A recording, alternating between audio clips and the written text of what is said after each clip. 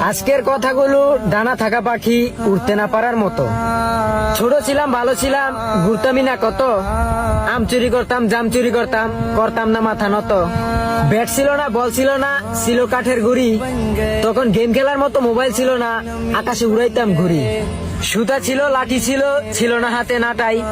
রোদ বুঝি না, বৃষ্টি বুঝি না, পুকুর পাড়ে ডুবাইতাম কিন্তু সবাই। দুধ দিল না, বাদ দিল, পারতাম না যখন খেলা।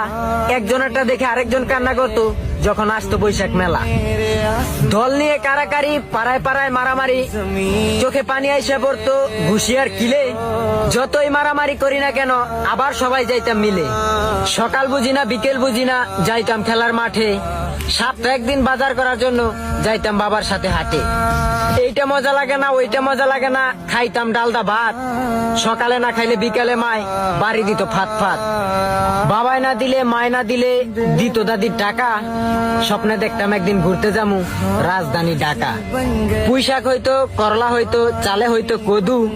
ঘুরতে যাওয়ার মতো কেউ না থাকলো, থাকতো একটা দাদু। মানুষ ছিল, আত্মীয় ছিল, ছিল বন্ধু কারি। বেড়ানোর মতো জায়গা ছিল না, ছিল না নির্বাড়ি। মেলায় যামু, খেলনা কিনমু, কত কিছু খামু। খাওয়ানোর মতো ছিল প্রিয় একটা মামু। পটকইতো, হাসাইতো, ভাবতাম তার মিথ্যে কথাটাও হাসা। তার কাছে কোনো কিছু আবদার করলেই কোনো একটা সুতা দিয়ে ছুটে যাইতো চাচা। স্কুলে যাওয়ার আগে কতই না দিতাম সুতা, খুঁজে পাই না জুতা। স্কুলে না যাওয়ার জন্য দিতাম কত ফাঁকি। সারাদিন ঘরে জায়গা না দিল, জায়গা দিত ঘরে কাকি। মা বলতো সন্ধ্যাবেলা বাড়ি ফিরবি তাড়াতাড়ি, আর বাড়ি ফিরতে একটু দেরি করলেই খেতে হতো জারুর বাড়ি। ছোটবেলার কাহিনীগুলা কতই না ভালো লাগতো। আমার কথাগুলো ছন্দের মতো হইলেও কথাগুলা কিন্তু বাস্তব। সকল আত্মীয় স্বজন সবকিছু মিলেই আজকের